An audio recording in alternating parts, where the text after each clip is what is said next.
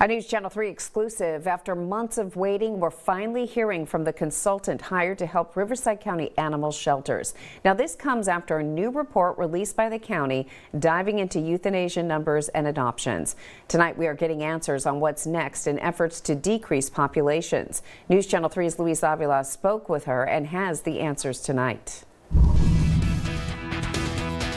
Looking through this annual report from the county's Department of Animal Services, they highlighted several achievements in many areas. Now, to better understand this, I spoke with the consultant hired by the county, and she says progress has been made, but there's still work to be done. So I asked the tough questions. What's unique about Riverside, and we really want the public to understand, is it's one of the only places where we really don't think there's enough adopters in Riverside for all the animals that are entering the shelters. Kristen Hassan was hired as the consultant for the Riverside County Department of Animal Services to help address some of the problems facing the shelters, the biggest being overcapacity. What we see now is that the influx, particularly of dogs, they are trying as hard as they can. And I work all over the country, and I see shelters that, they could be saving more animals. But the challenge in Riverside is they've already got 2 and 3 dogs in a kennel.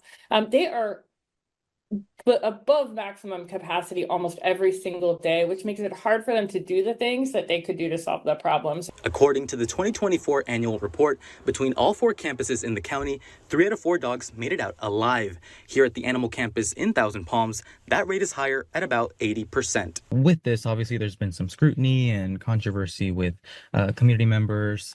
And so is there any chance that, Riverside County could be a no-kill shelter? And if not, what's practical for the county in terms of, its size? So our goal in working with Riverside is that we end the euthanasia of adoptable and treatable animals, because using the term no-kill can mean different things to different people. For many communities, it means hitting that 90% benchmark of saving 90% of the animals that enter. But for other people, it means saving every animal. She says they're working to get capacity down to be able to better focus on other strategies, including building a foster program, increasing volunteers, and getting more animals transported out of the area to places that have fewer animals. And it starts with help from the community. So many of the advocates that are critical are also potential helpers. So we're working on finding ways to help them be part of the solution, because most of them, even though they may be frustrated, they really do want to help make things better. And the consultant did say they're seeing an increase in the live release rate this year compared to last year.